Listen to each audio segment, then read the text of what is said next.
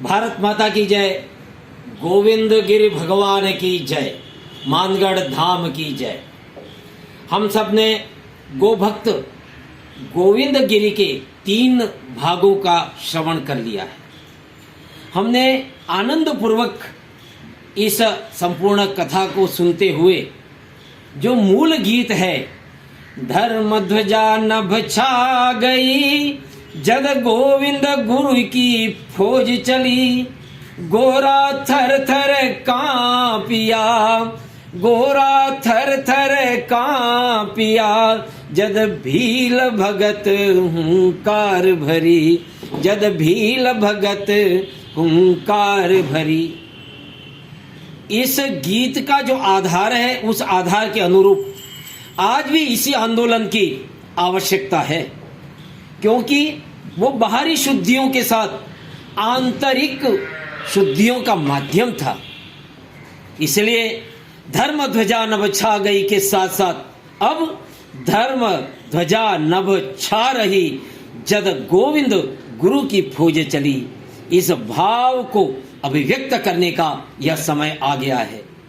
और मैं व्यासपीठ पर विराजमान कथावाचक पंडित विष्णुदत्त जी से यह निवेदन करना चाहता हूं कि यह सुंदर योग संयोग जो बना है कि गौ माता का भी आज स्मरण हो रहा है और गोविंद का भी आज स्मरण हो रहा है। मैं इसके साथ ही यह कहना चाह रहा हूं कि हम लोगों ने अब तक यह जाना कि उस काल में बेगार वेट ये सब स्थानीय स्तर पर होता था। मैं चाह रहा हूं पंडित जी से कि आपका गहरा अध्ययन है इन सारे विषयों को लेकर, और इस आधार पर मैं निवेदन करना चाहता हूं कि आपने वार्ता में प्रारंभ में कहा था कि दृढ़ धारणा के बिगर ज्ञान की चर्चा नहीं होनी चाहिए, और हमारी दृढ़ धारणा बनती जा रही है। उस दृढ़ धारणा में उन अंग्रेजों के इन अत्याचारों को भी अब व्यक्त करने का समय आ चुका है, और आपने अपनी पुस्तक में उन अत्याचारों का और उसके अंदर अंकन भी किया है, क्योंकि वे लोग भूत की तरह, पिशाच की तरह हमारी जागीरों के भी शरीर में घुस चुके थे, और सारा टैक्सेशन, जितना टैक्सेशन उनके पास जाता था वो वसूलते हमारे ही लोग थे। इसलिए लगता था भारतीयों के ऊपर भारतीय अत्याचार कर रहे हैं, लेकिन यह अन्याय इसलिए था क्योंकि अंग्रेजों ने कानून बना दिए थे जिसके कारण से भारतीयों को यह कार्य करना होता था, और इस कानून के आधार पर ये सारी प्रक्रियाएं चला करती थी। लेकिन अब समय बदल चुका है। मैं पंडित जी से निवेदन करना चाह रहा हूं कि अब इस परिदृश्य से पता लगना चाहिए जन जन को कि यह आंदोलन क्यों खड़ा किया था पूज्य गोविंद गुरु ने। भूरेटिया अर्थात अंग्रेज, उन्होंने हमारे यहाँ के धन को लूट लूट कर लंदन ले गए टैक्सेशन के माध्यम से, और भारतीयों को इसकी बदनामी मिली। मेरा निवेदन यही है कि उस काल के जो अत्याचार हुए हैं इस भारत के ऊपर, अपने कथा के माध्यम से उसे दिखाने की कृपा करें, हमको श्रवण कराएं। और आज की मैं तो कहता हूं आवश्यकता है कि गौ माता की रक्षा के लिए भी, भारत माता की रक्षा के लिए भी आज आपके इस व्यापक कथा के प्रसंगों की आवश्यकता है। पुनश्च पंडित जी से निवेदन है कि इस गोविंद गुरु की कथा को व्यापक स्तर पर और जो तत्व और जो दर्शन है उसको लेते हुए आज के इस चौथे भाग के अंदर हमको श्रवण कराने की कृपा करें। यही निवेदन के साथ मैं आपको आमंत्रित करता हूं। भारत माता की जय, सनातन धर्म की जय।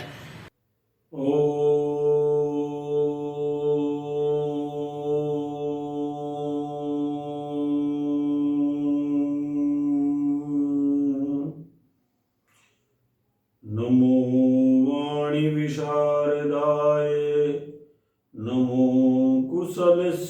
संघटक नमो वाणी विशारदाय नमो कुशल संघटक धूणी धनी नमस्तुभ्यं मनवाणीश्च कायकम् धूणी धनी नमस्तुभ्यं मनवाणीश्च कायकम् गोविंद गिरी लाटकी पुत्रो गोविंद गिरी लाटकी पुत्रो जन है शोक विनाशन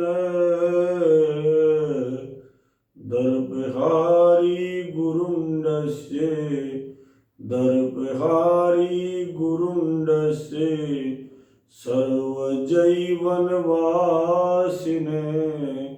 सर्वजैवनवासिने नमो वाणी विशारदाय नमो कुशल संघटक धूणी धनी नमस्तुभ्यं मनवाणीश्च कायकम्। हम सब अपना मन उस परम पवित्र पुनीत आत्मा में रमण करने के लिए लगाएं जो वाणी के विशारद थे। अनुभवजन्य ज्ञान इतना था कि जो ज्ञान उन्होंने संप सभाओं के माध्यम से दिया वो कर्ण रंध्रों को माध्यम पाकर भीतर तो गया, लेकिन भीतर जाकर वापस बाहर नहीं निकला, बस जम गया हृदय में जाकर और सबके सब भगत आंदोलन के योद्धा बन गए। इसलिए वाणी के विशारद उस गोविंद गिरी को हम प्रणाम करें, उन अद्भुत गोविंद गुरु को प्रणाम करें जिन्हें राजगिरी जी महाराज ने तैयार किया था, जो कुशल संगठन करने में निपुण थे। हम सब उनकी शरणागति में चले और जाने, और ये संगठन देवीय सैन्य बल था, क्योंकि संगठन का आधारभूत ढांचा जो उन्होंने तैयार किया उस ढांचे का आधार था गांव-गांव में धूणे और धूणों पर संप सभा की बैठक। हर गांव में हवन होना है, हर गांव में ध्वजा लगनी है, हर गांव में पूजा होनी है, और इस प्रकार वो धूणी का धनी बन गया। बांसिया बेड़सा में लाटकी माता का जो गुगा था बालक, वो वामन से विराट बन गया, घर घर का लाडला बन गया, घर घर का गुरु बन गया। ये गुगा से गोविंद गुरु की यात्रा है जो गोविंद गिरी होते हुए चलती गई। हम उन्हें मन से, हम उन्हें वाणी से, हम उन्हें शरीर से प्रणाम करें और उस यात्रा को आगे बढ़ाएं जिस महान यात्रा में हम रमण कर रहे हैं, जो यात्रा समाज को एक नई दिशा देने जा रही है। धर्म ध्वजा नभ छा गई जद गोविंद गिरी की फौज चली, गोरा थर थर कांपिया जद भील भगत ओंकार। आज की यात्रा छा गई नहीं, अतीत नहीं, वर्तमान में भी वो यात्रा छाती रहेगी। धर्म ध्वजा नभ छा रही जद गोविंद गिरी की फौज चली, क्योंकि आज भी वो चीजें मौजूद है, आज भी दारू मौजूद है, आज भी अनेक बुराइयां मौजूद है। इसलिए उस भगत आंदोलन की आवश्यकता आज भी है। सर्वकालिक वो भगत आंदोलन, अतीत का, वर्तमान का और भविष्य का, क्योंकि वो युगांतरकारी घटना है, सभ्यता में परिवर्तन की घटना है। इसलिए गोविंद गुरु सदा के लिए अजर है, अमर है, अक्षुण है। और इसलिए उस देवासुर संग्राम के वर्तमान युग के नेता है, नेतृत्व करता है, जिसमें देवीय शक्तियों को बल मिलता है उनके साथ बनने से। ये देवासुर संग्राम मैंने कल भी चर्चा की थी। सभ्यताओं का संघर्ष चल रहा था जब गोविंद गिरी का प्रादुर्भाव हुआ। एक तरफ हमारे लोग थे, गाय और गोवंश की शरणागति से इतनी उत्तम खेती थी कि भारत की धाक पूरी दुनिया पर जम गई थी। ज्ञान से तो जमी हुई थी, वेदों के कारण, पुराणों के कारण, उपनिषदों के कारण, आरण्यकों के कारण, लेकिन साथ ही अर्थव्यवस्था में भी भारत विश्व का प्रधानतम देश था। और परिणाम ये था कि भारत भूमि की खोज चारों तरफ से चालू हो गई, लेकिन उस खोज में कोई आध्यात्मिक भाव नहीं था, बल्कि वह खोज भारत भूमि से धन लूटने का एक उपक्रम था। और उस धन को तो लूटा ही गया, साथ में भारत में भारतीयता को भी बहुत लूट लिया गया।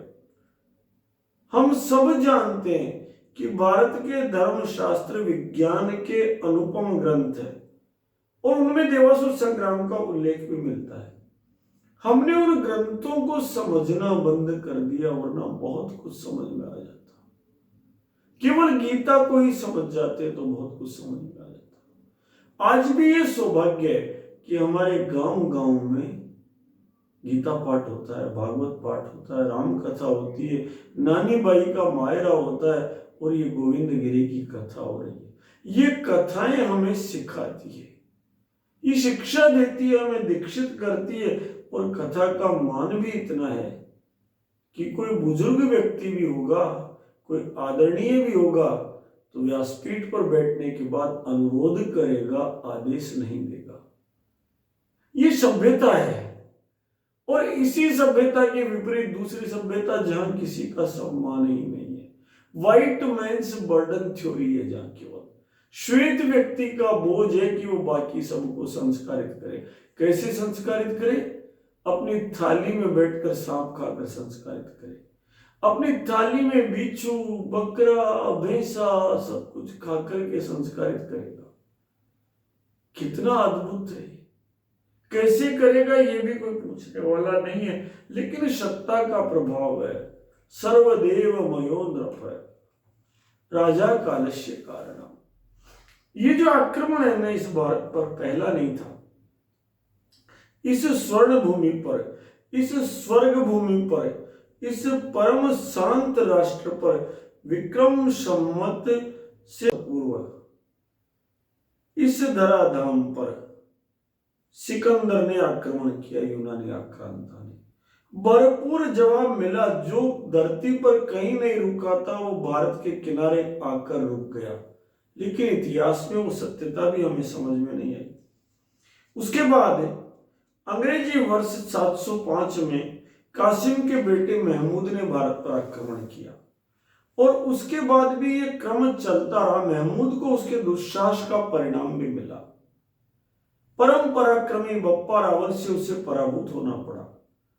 इसी प्रकार खलीफा हारून रशीद के पुत्र मामू रशीद ने भी चित्तौड़ पर अनेक आक्रमण किए। एक तरफ विश्व बंधुत्व की भावना थी, एक तरफ विश्व को लूट लेने की भावना थी। इसके कारण कालांतर में महमूद गजनवी, मोहम्मद गोरी, अलाउद्दीन खिलजी व बाबर सरीखे आक्रांताओं ने भारत पर उसका वैभव हड़पने के लिए आक्रमण किया।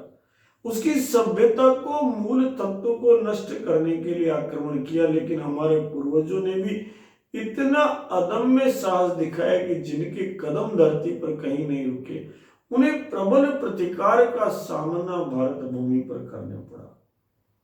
लेकिन भारत भूमि पर सबसे बड़ा आक्रमण, सर्वाधिक आघात हुआ पाश्चात्यों के आगमन से।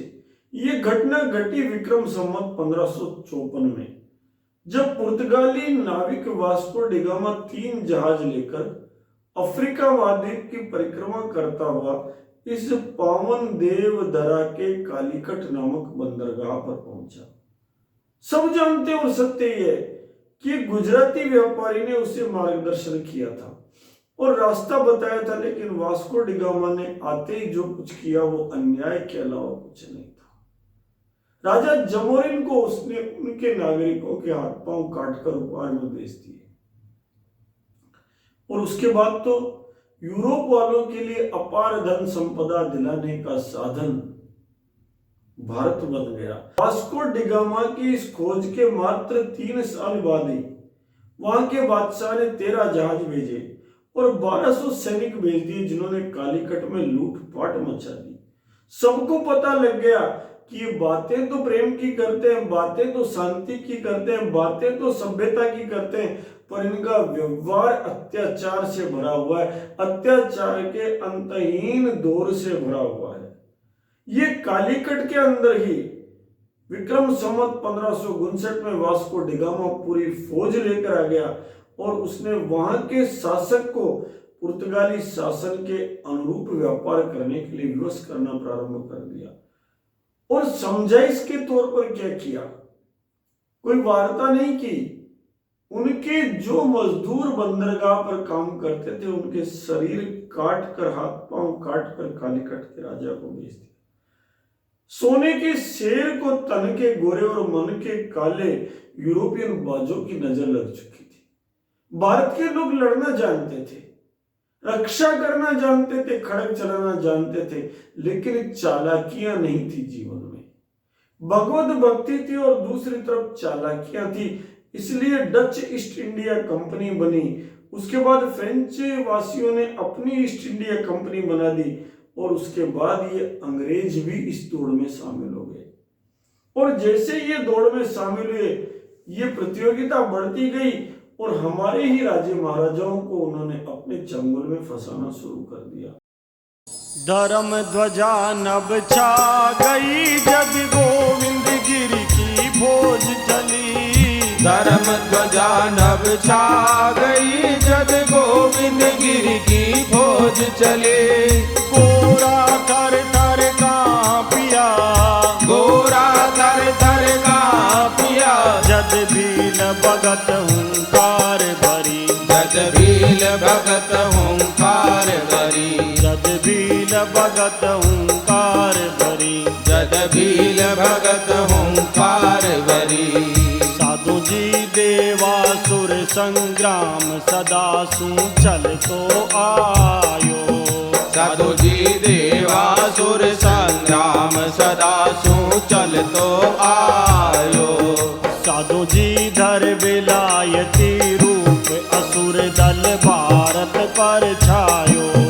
साधु जी धर विलायती रूप असुर दल भारत पर छायो।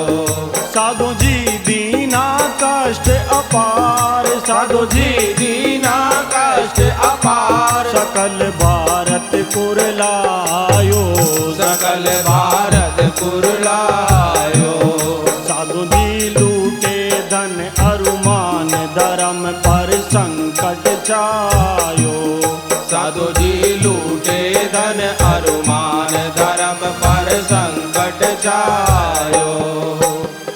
राजे महाराजे सहित मानी हार निजाम। राजे महाराजे सहित मानी हार निजाम। सभी बने कठपुतली। सभी बने कठपुतली। करे राज का काम। करे राज का काम। धर्म ध्वजा नभ छा गई जद गोविंद गिरी की फौज चली। धर्म ध्वजा जब छा गई जब गोविंद गिरी की फौज चली। गोरा थर थर कांपिया। गोरा थर थर कांपिया। जद भील भगत हुंकार भरी। जद भील भगत हुंकार भरी। जद भील भगत हुंकार भरी। जद भील भगत हुंकार भरी।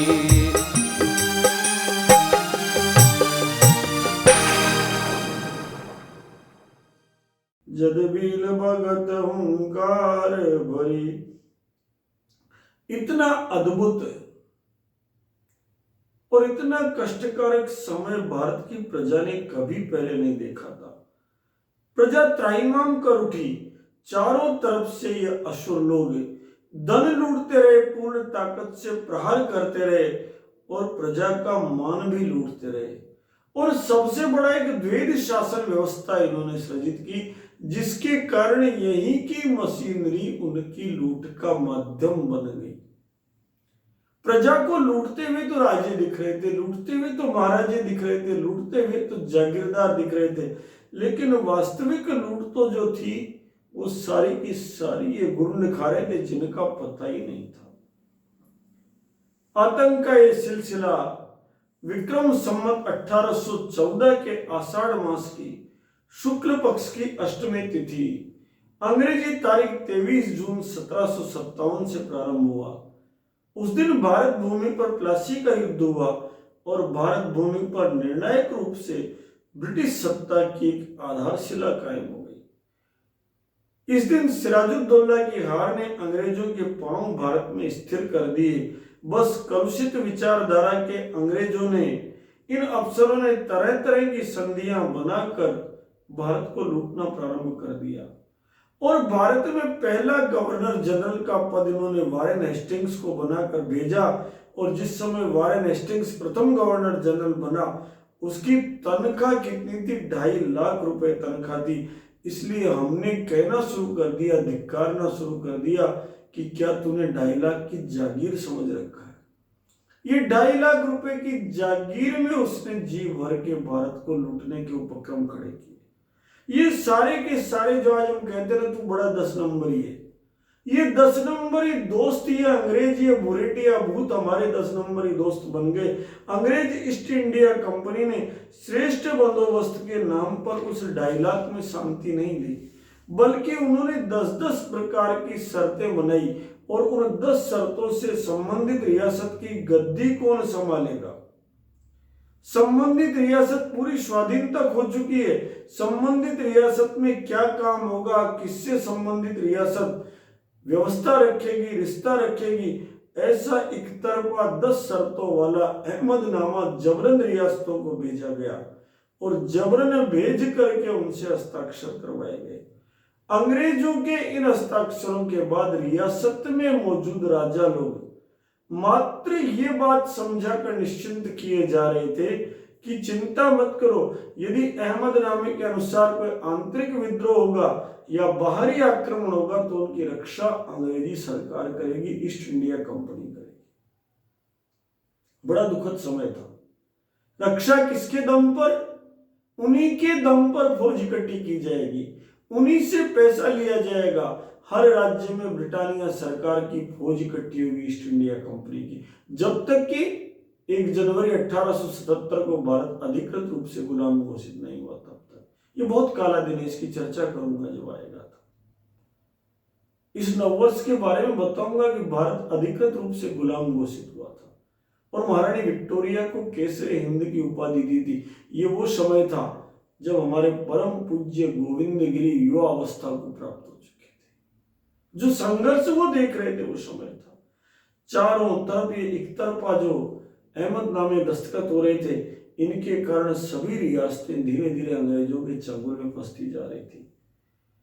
और मेवाड़ के लिए भी पोष शुक्ला छठ संवत 1874 तदनुसार अंग्रेजी तारीख 13 जनवरी 1818 के दिन मेवाड़ ने भी इस एक तरफा अहमदनामे पे दस्तखत कर दिए। अब ये इस प्रकार जब ये पिशाच पीड़ा प्रारंभ हुई कि अंग्रेजों में यहां तक तय कर दिया कि कौन राजा कब तक गद्दी संभालेगा, कैसे संभालेगा, उसका उत्तराधिकारी कौन होगा, इन सबको तय कर दिया।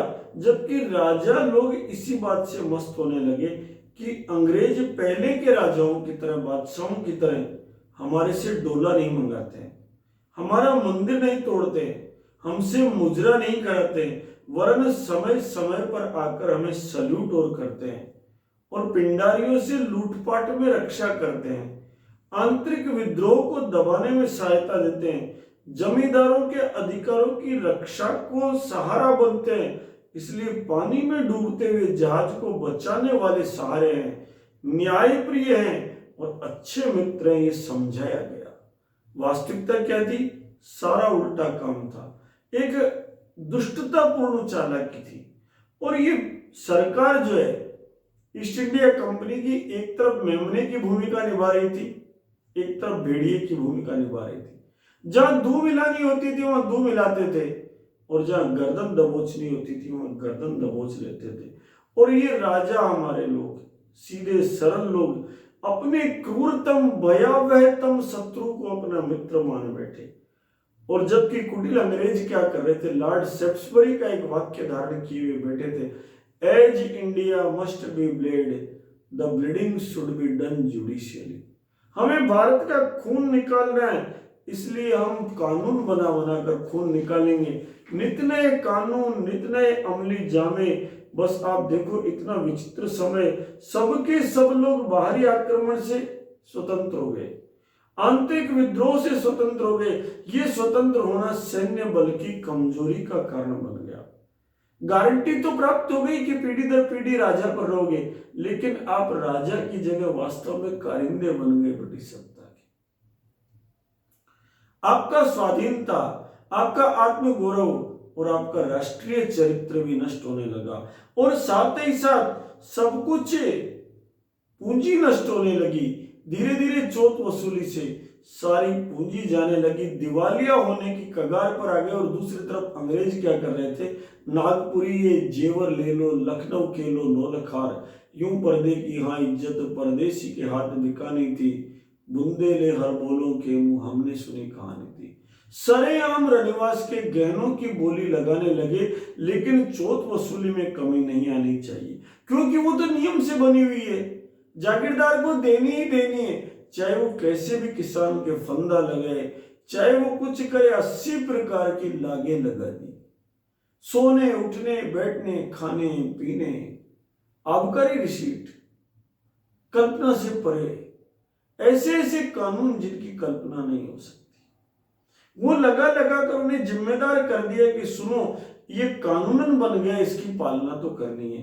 अंतहीन तृष्णा, वासना और क्षुधा से पीड़ित ये अंग्रेज लोग भारत में भारतीयों का माध्यम बनाकर वैभव लूट रहे थे, और सबसे बड़ा लूटते हुए दिखाई नहीं दे रहे थे। इसलिए इनकी पहचान करके उन्होंने कहा बुरेटिया नहीं मानूंगे, ए भूत मैं तेरी नहीं मानूंगा, तू भूत है। वो बुरेटिया भूत बन चुका था। खाता हुआ तो मनुष्य कौन दिख रहा था, भारत का जागीरदार, भारत का जमींदार, क्योंकि टैक्स वसूली के लिए कोड़ा उसे बरसाना पड़ रहा था, लेकिन उसके पास बच कुछ नहीं रहा था। उसके शरीर में जाने से पहले वो जो ब्रिटिश भूत है, वो गुरुंड है, वो आतताई अत्याचारी अन्यायी शासन व्यवस्था है द्वैध शासन में, वो सारा का सारा हड़प जाती थी, यहां तक कि गहने तक नहीं छोड़ती थी, सत्ता तक नहीं छोड़ती थी, और वो सब एक कानून के माध्यम से हो रहा था। अब राजा क्या करे, उसका कृषक वर्ग अशांत हो गया, खेती फायदे का सौदा नहीं बची, जितना कमा रहे हो उतना ही जा रहा है, तो कौन कमाई करेगा। वन फायदे का सौदा नहीं बचे, सारा कृषक वर्ग सारा अशांत हो गया, मजदूर अशांत हो गया। अब राजा क्या करे, अंग्रेजों से लड़ नहीं सकते क्योंकि शस्त्र विहीन हो गए। आंतरिक सुरक्षा और बाह्य आक्रमण की रक्षा के नाम पर अंग्रेजों ने अपनी फौजी छावनियां बना दी, अपने फौज के अफसर बैठा दिए, अपने एजुटेंट बिठा दिए। वास्तविक शासक तो वो बन गए, और प्रजा क्या हो गई, आरक्षित हो गई। प्रजा की रक्षा कौन करे, प्रत्यक्षतः प्रजा को ये लग रहा था कि हमें भारतीय राजाओं द्वारा कर वसूला जा रहा है, ये पीड़ित कर रहे हैं, और राजाओं को ये लग रहा था कि यदि कर नहीं वसूला तो ब्रिटानिया गवर्नमेंट को, ईस्ट इंडिया कंपनी को क्या जवाब देंगे। ये जो 10 नंबरी दोस्त थे, इस द्वैध शासन व्यवस्था के द्वारा रोगाणु की तरह भारत की शासन व्यवस्था के हृदय में बैठ गए।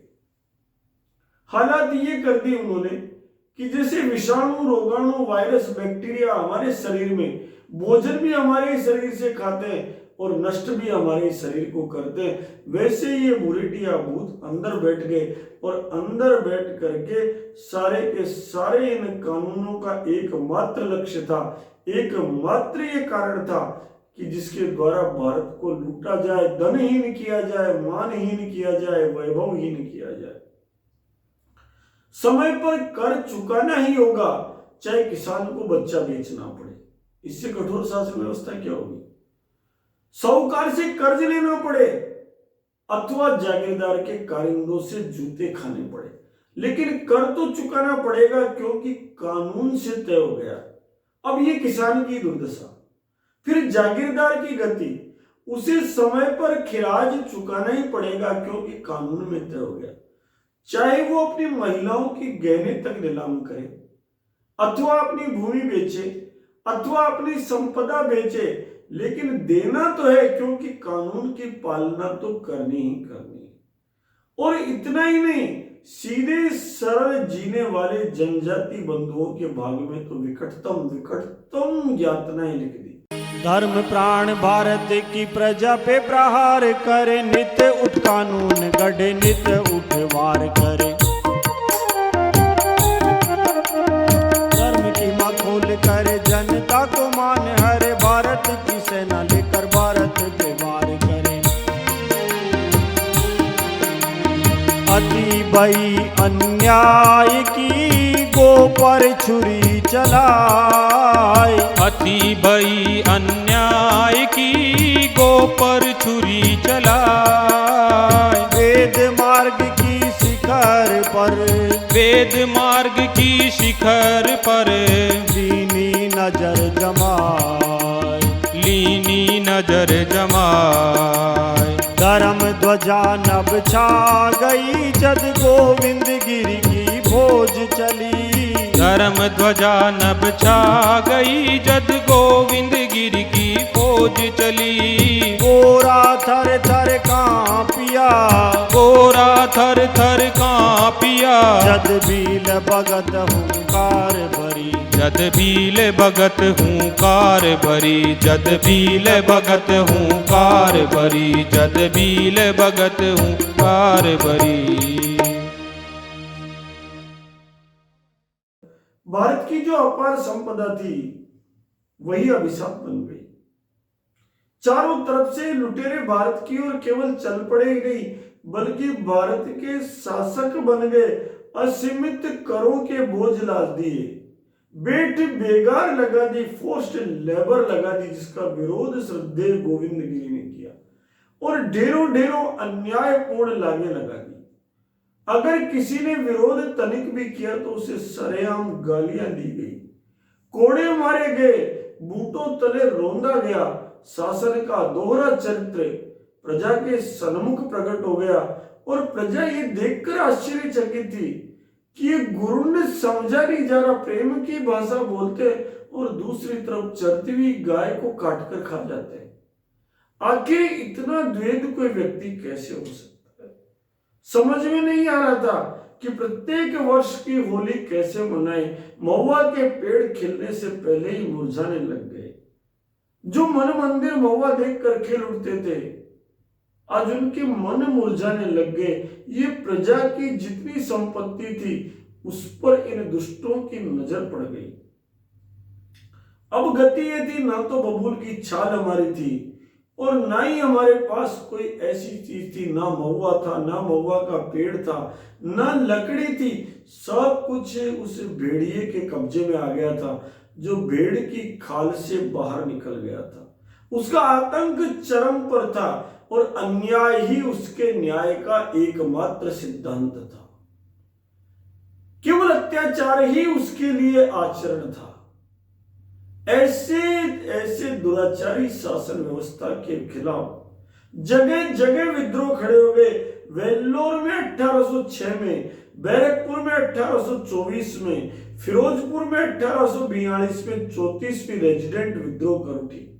वहीं 1849 में 7वीं बंगाल कैवेलरी ने और 64वीं रेजिमेंट ने विरोध कर दिया।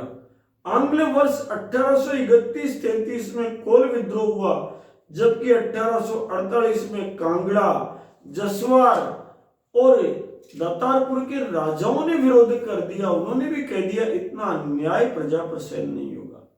इसी प्रकार 1855-56 में संथाल परगना में वीरों ने विरोध कर दिया। चारों तरफ विरोध का वातावरण बन गया और सबसे बड़े लोग घबरा गए कि आखिर ये करना क्या चाहते हैं। ये पैतृक संपत्ति का अधिकार तक नहीं छोड़ रहे हैं। एक डॉक्ट्राइन ऑफ लैप्स इन्होंने कर दी और पैतृक संपत्ति हड़पने के लिए भी इन्होंने कानून बना दिए। थक गए लोग कि आखिर ये लोग क्या चाहते हैं, लेकिन राजमद में मदांध गुरुंडों ने अपने अमानुषिक अत्याचार करते हुए भारत की आस्था की प्रतीक, कृषि की अधिष्ठात्री देवी और भारतीय स्वाधीनता संग्राम के प्रतीक जगत जननी गौ माता को अपनी छावनी में काटना शुरू कर दिया। मोहन नहीं मिले गो माखन, मोहन नहीं मिले गो माखन। मत आना भारत भूमि पर मांस मिले गो खावन, मोहन नहीं मिले गो माखन। मत आना भारत भूमि पर मांस मिले गो खावन, मोहन नहीं मिले गो माखन, मोहन नहीं मिले गो माखन। तुमको भावे प्यारे मोहन माखन मिश्री रोटी, तुमको भावे प्यारे मोहन माखन मिश्री रोटी।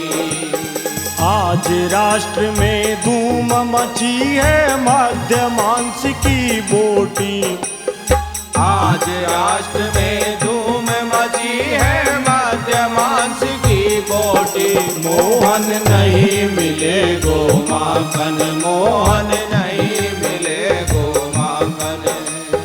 मत आना भारत भूमि पर मांस मिले गो खावन, मोहन नहीं। मत आना भारत भूमि पर मांस मिले गो खावन, मोहन नहीं मिले गो माखन, मोहन नहीं मिले गो माखन। दूध दही पंचामृत मोहन ये सब बीती बातें, दूध दही पंचामृत मोहन ये सब बीती बातें। जब से ये सरकारें आई इनमें स्वाद न पाते, जब से ये सरकारें आई इनमें स्वाद न पाते। मोहन नहीं मिले गो माखन, मोहन नहीं मिले गो माखन। मत आना भारत भूमि पर मांस मिले गो खावन, मत आना भारत भूमि पर मांस मिले गो खावन, मोहन नहीं मिले गो माखन, मोहन नहीं मिले गो माखन। आना है तो जल्दी आवो देवो निज अनुशासन, आना हो तो जल्दी आवो देवो निज अनुशासन। वरना तुम ही लाज मरोगे देख यहाँ दुशासन, वरना तुम ही लाज मरोगे देख यहाँ दुशासन। मोहन नहीं मिले गो माखन, मोहन नहीं मिले गो माखन। मत आना भारत भूमि पर मांस मिले गो खावन, मत आना भारत भूमि पर मांस मिले गो खावन, मोहन नहीं मिले गो माखन, मोहन नहीं मिले गो माखन, मोहन नहीं मिले गो माखन।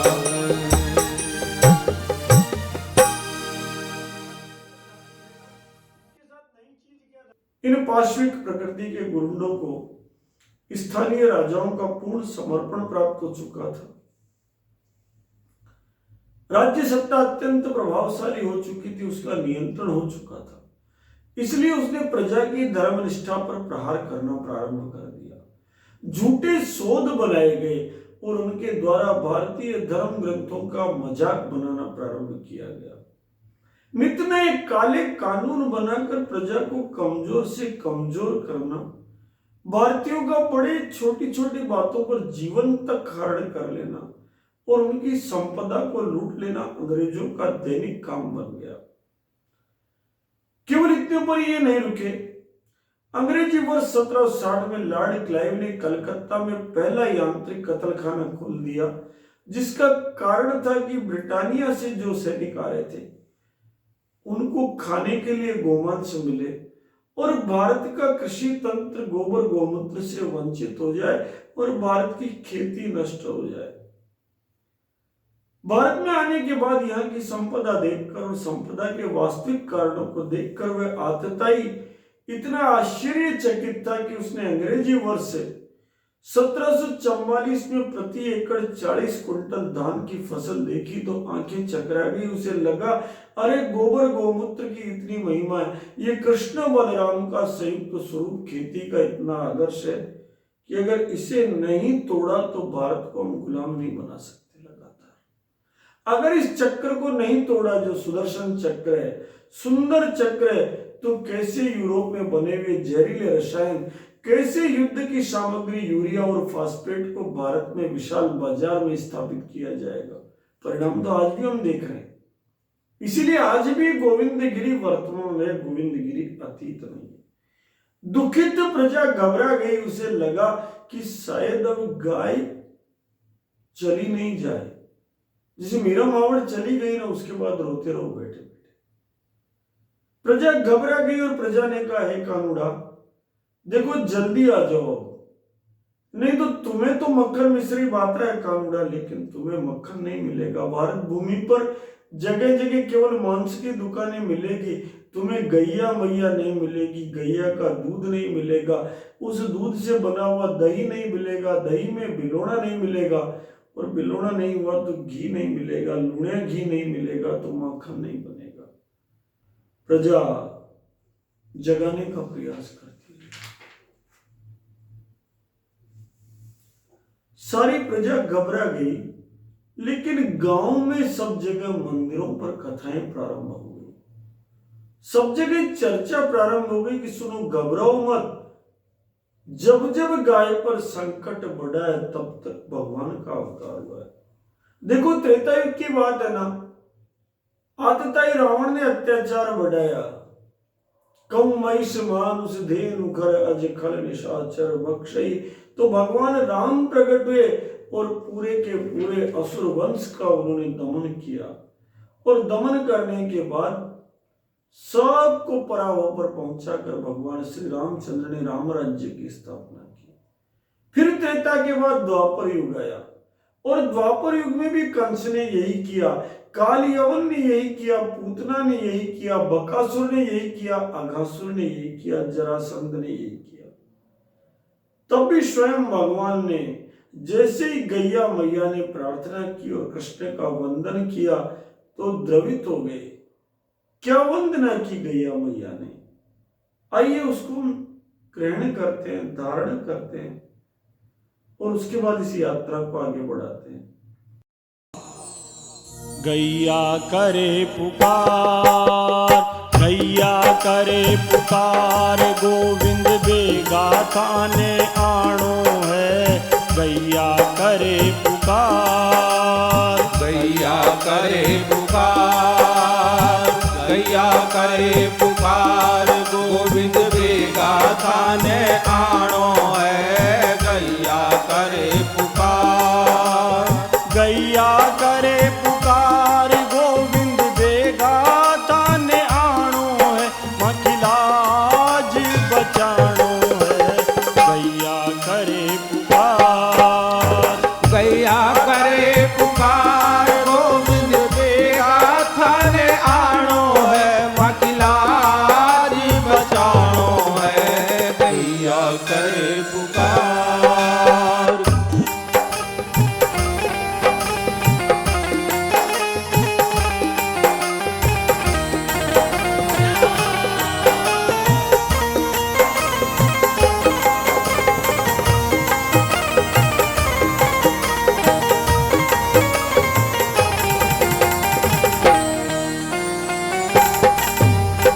दुष्ट दलन भगवन नाम तिहारो है। नाम की लाज रखो, दुष्ट दलन भगवान नाम तिहारो है। नाम की लाज रखो। काल रूप बनकर श्याम धनी आवो।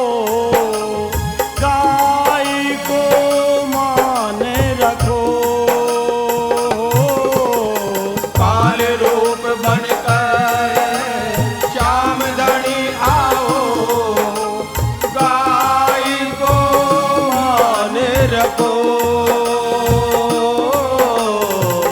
आंखें नहीं कछुआत, आंखें नहीं कछुआत, केवल आंसूड़ा डड़का बोए। माखे नहीं कछुआत, माखे नहीं कछुआत, केवल आंसूड़ा डड़का बोए।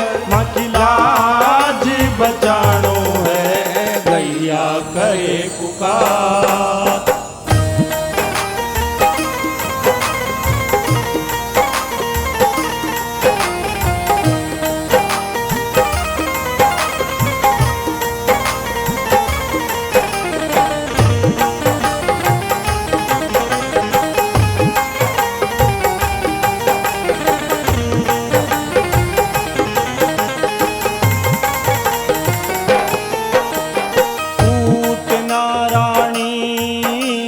कंस बण्या राजा, गोरस बिसरायो है हो।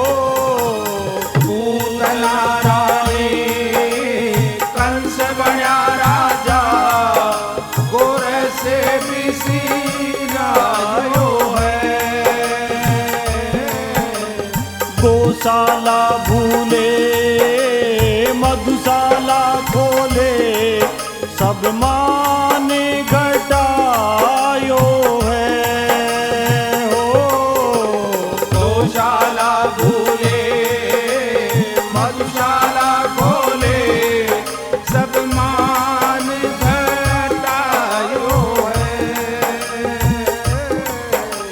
उठा के बिन भगवान, ताके बिन भगवान, दरा पर असुर राज गरणायो है।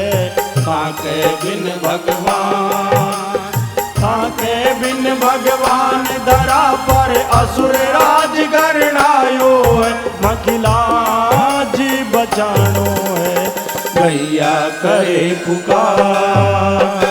गैया करे पुकार, गोविंद देगा ताने आनो है, गैया करे पुकार।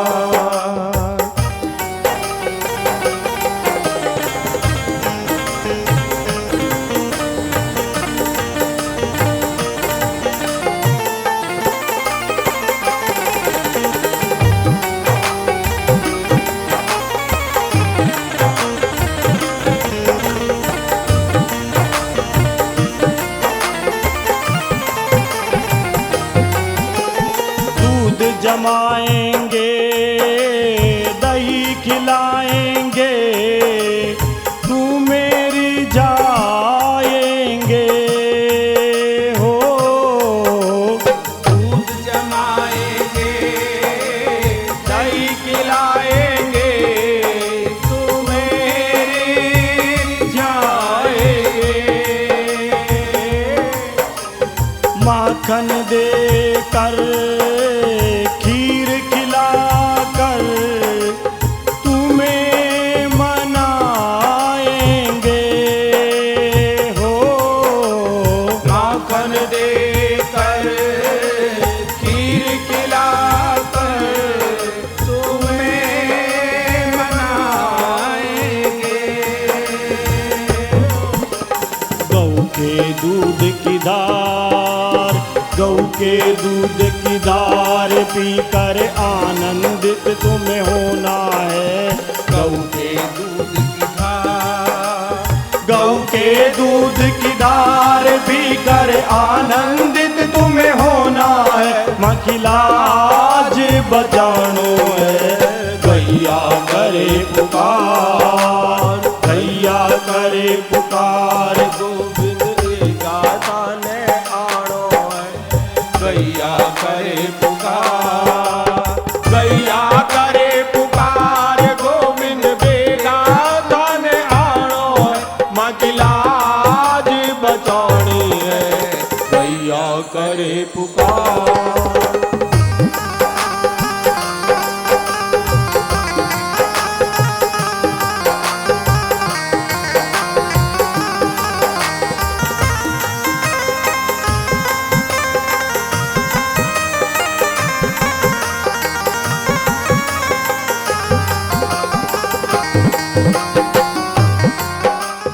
प्यारी करुण पुकार भक्तों की पहुंची गोलोक हिलायो है।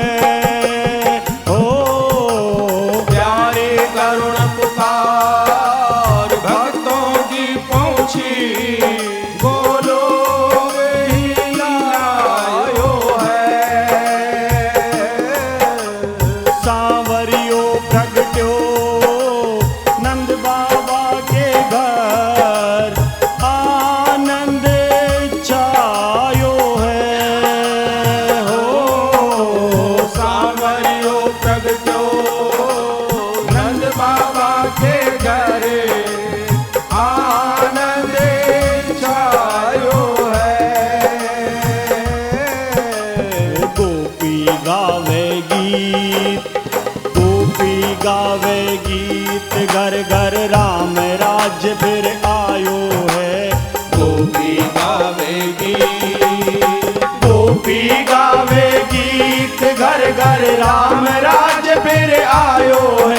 मखिलाज बजानो है, गैया करे पुकार, गैया करे पुकार, गोविंद बेगा थाने आनो है।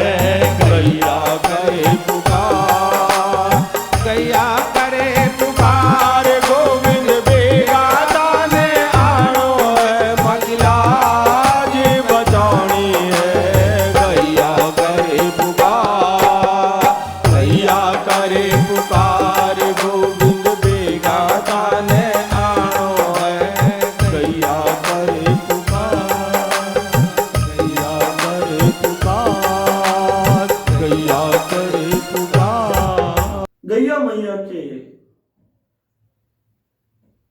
इसी निरंतर प्रार्थना से, गो भक्तों के इसी प्रार्थना से भगवान कृष्ण उसकी लज्जा बचाने को प्रकट हुए। स्वयं नारायण ने अवतार लिया और जन्म के छठे दिन ही पूतना का उद्धार कर दिया। जो बच्चों को मारने, जो यूरिया डीएपी की बोरी थी, जो दिखने में बहुत सुंदर थी, लोग लड़ते थे उसको लेने के लिए, उसका उद्धार कानूड़ा ने कर दिया। और दूध पीते पीते उद्धार कर दिया बाल गोविंद ने। अहो बकीयम स्तन काल कूटम जिंगाशयापाय यदया पेशाद्वी लेवे गतिम दात्र युचिताम ततोन्यम कं वा दयालु शरणं व्रजेम, कं वा दयालु शरणं व्रजेम। अरे उस बकी का भाग्य देखो, उस उर्जनी का, उस पूतना का भाग्य देखो। जहर लगाकर कानूड़ा को मारने गई थी, लेकिन गति क्या मिली? धात्री की गति मिली। या तो यशोदा मैया की गोद में कृष्ण ने दूध पिया, या फिर पूतना की गोद में दूध पिया। बताओ तो उस कृष्ण से बड़ा दयालु कौन है? चलो ना उसकी शरण में चले। यही तो गोविंद की कथा है। कोई मारने भी आए तो गले लगा लो। आइए इसी भाव से एक बार फिर हम हमारे परम श्रद्धेय, परम आदरणीय, परम पूज्य धूनी के धनी की वंदना करें और फिर कल एक बार इस यात्रा में प्रवेश करेंगे। कल हम गोविंद गिरी का जन्मदिन मनाएंगे इसमें, और उसके पश्चात इस यात्रा को आगे बढ़ाएंगे। बोले गोविंद गिरी महाराज की जय, बोले जगत जननी गौ मात की जय, बोले नंदी भगवान की जय, बोले भारत के बछड़ा भगवान की जय, बोले भारत की बछड़ी भगवान की जय, बोले राजा रामचंद्र की जय, सियापति रामचंद्र की जय, अवधपति रामचंद्र की जय, मेरे पति रामचंद्र की जय, जगत में सबके पति राजा रामचंद्र की जय। आरती श्री गोविंद गुरु की, धूनी के धनी परम प्रभु की। आरती श्री गोविंद गुरु की, धूनी के धनी परम की मागो रक्ष मनायो, लाट की मागो रक्ष मनायो, गौ भक्त बेटो घर पायो, गो भक्त बेटो घर पायो, चंद्रकला समवृद्धि पायो, चंद्रकला समवृद्धि पायो, बिछड़ गेर घर आनंद छायो, बिछड़ गेर घर आनंद छायो, आरती श्री गोविंद गुरु की, धूणी के धनी परम प्रभु की, आरती श्री गोविंद गुरु की, धूनी के धनी परम प्रभु की, दयानंद से शिक्षा पायो, दयानंद से शिक्षा पायो, राजगिरी से दीक्षा पायो, राजगिरी से दीक्षा पायो, योग सिद्धि प्रभुता प्रगटायो, योग सिद्धि प्रभुता प्रगटायो, पील धरा में भक्ति जगायो, पील धरा में भक्ति जगायो, आरती श्री गोविंद गुरु की, धूणी के धनी परम प्रभु की, आरती श्री गोविंद गुरु की, धूनी के धनी परम प्रभु की, अंग्रेजों की चाल पिछाणी, अंग्रेजों की चाल पिछाणी, पूर्या भूत की करी निशानी, बुर्या भूत की करी निशानी, गोरा गो हत्यारा जानी, गोरा गो हत्यारा जानी, जन्मे नाम गुरुंड बखानी, जन्मे नाम गुरुंड बखानी, आरती श्री गोविंद गुरु की, धूणी के धनी परम प्रभु की, आरती श्री गोविंद गुरु की, धूनी के धनी परम प्रभु की, पूजा मना में जोत जलाई, यमुना में जोत जलाई, घर घर जाकर अलख जगाई, घर घर जाकर अलग जगाई, संप सभा की राह बताई, संप सभा की राह बताई, धर्म की ध्वजा चांद तक छाई, धर्म की ध्वजा चांद तक छाई, आरती श्री गोविंद गुरु की, धूणी के धनी परम प्रभु की, आरती श्री गोविंद गुरु की, धूनी के धनी परम प्रभु की, काल ठोक ललकार लगाई, काल ठोक ललकार लगाई, दिल्ली और लंदन थर्राई, दिल्ली और लंदन थर्राई, अंग्रेजा की नींद उड़ाई, अंग्रेजा की नींद उड़ाई, राष्ट्र प्रेम की धार चलाई, राष्ट्र प्रेम की धार चलाई, आरती श्री गोविंद गुरु की, धूणी के धनी परम प्रभु की, आरती श्री गोविंद गुरु की, धूनी के धनी परम प्रभु की, हाँ पढ़बो सबने सिखवायो, हाँ पढ़बो सबने सिखवायो, यज्ञ कर्म को ज्ञान करायो, यज्ञ कर्म को ज्ञान करायो, सत्यवादी जन भगत बनायो, सत्यवादी जन भगत बनायो, भगत गणा में ओज भरायो, भगत गणा में ओज भरायो, आरती श्री गोविंद गुरु की, धूणी के धनी परम प्रभु की, आरती श्री गोविंद गुरु की, धूनी के धनी परम प्रभु की, हे गोविंद महा अवतारी, हे गोविंद महा अवतारी, आज भी गाय कट रही बारी, आज भी गाय कट रही भारी, कष्ट आज पहले से भारी, कष्ट आज पहले से भारी, प्रगटो आप करो रखवारी, प्रगटो आप करो रखवारी, आरती श्री गोविंद गुरु की, धूणी के धनी परम प्रभु की, आरती श्री गोविंद गुरु की, धूनी के धनी परम प्रभु की, आरती श्री गोविंद गुरु की, धूणी के धनी परम प्रभु की, आरती श्री गोविंद गुरु की, धूनी के धनी परम प्रभु की, भारत भूखा ज्ञान को आवो करा प्रकाश, गाय वेद धारण करा मेटा जग को त्रास गोविंद गिर की धारणा बजलो सब ओंकार नित उठ सगला यज्ञ करो दरा से राखो प्यार आपस में लड़नो नहीं करनो नहीं कुसंग कन्या धन लेनो नहीं धर्म को रंग लो रंग जगमग ज्योत है प्रकाश सूर्य सप्त शोभान करे मिटे अंधियारी रात गुगा भक्ति आधार बने गुरु गोविंद की ख्यात रुचिर सप्त सोपान युत पूरण कर दे काज द्यावे जो नर मन सहित फिर उगे लो चांद आसी पूरण मासी फिरे विश्व गुरु की जोत पासी सकल जहान फिरे पासी सकल जहान फिरे पासी सकल जहान फिरे।